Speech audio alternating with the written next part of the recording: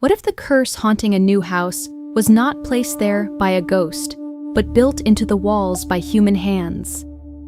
Soon after the Zhou family's roof was raised, workers began falling from ladders.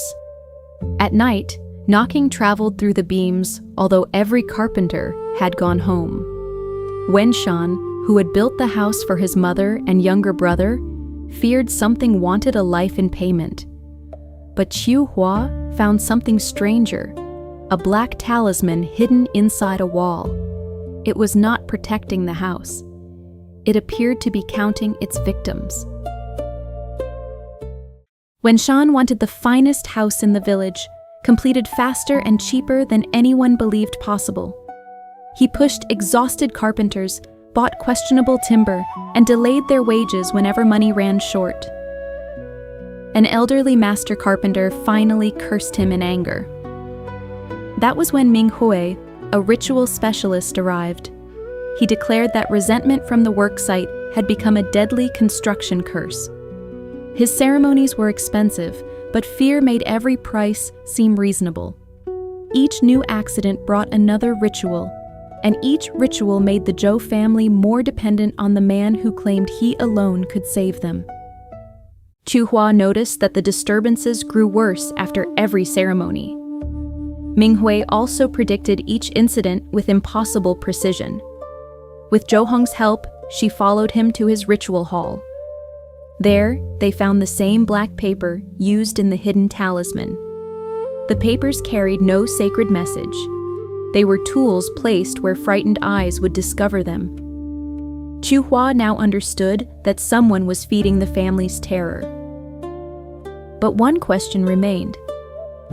Was Ming Hui pretending to remove a curse? Or had his deception awakened something real?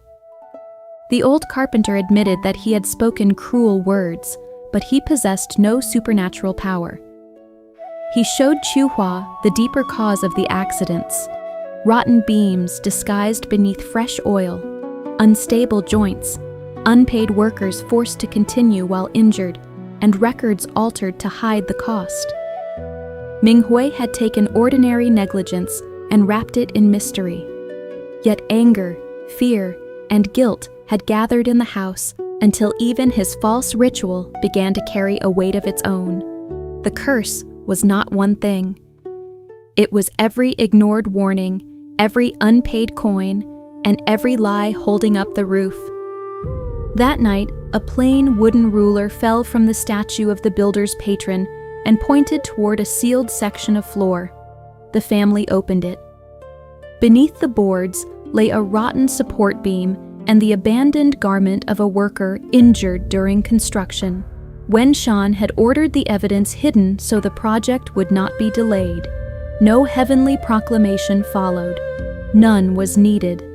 The ruler had measured more than timber. It had measured the distance between responsibility and excuse. Before any spirit could be calmed, the injustice buried beneath the house had to be brought into the light.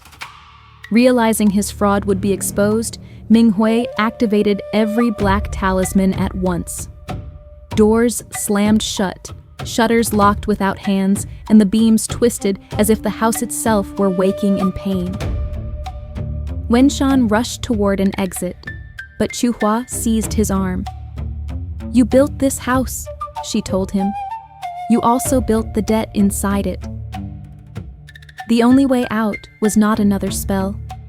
Wenshan had to face the people he had endangered, while Ming Hui's altar pulled their fear into a single dark force.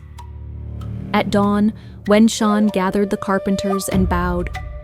He paid the wages he had withheld. He admitted the hidden injury and ordered every unsafe beam removed, even if nothing of his proud new house remained. With each honest act, a corner of the black talisman crumbled. A spirit medium lifted the patron's wooden ruler. It did not strike a monster. It shattered Ming Hui's altar, the machine he had built from secrecy and panic. The dark force weakened because the living had finally stopped feeding it. The released resentment turned upon Ming Hui, and he confessed. Years earlier, he too had been abandoned after a construction injury. No employer paid for his treatment. No official listened.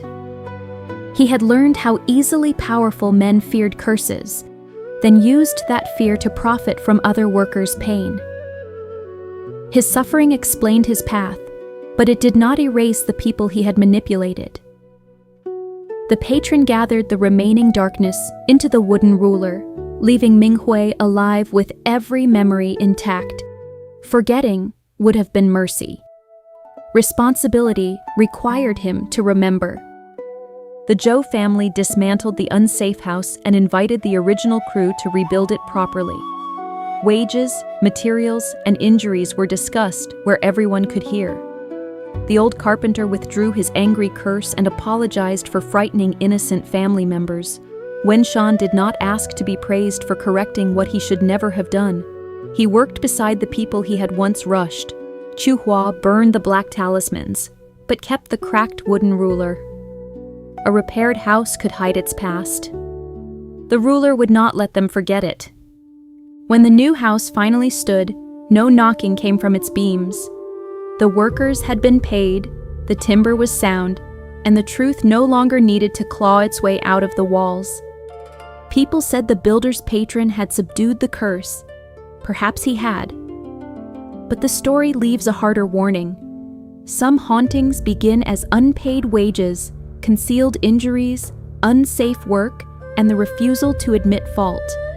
A spirit may remove such darkness once.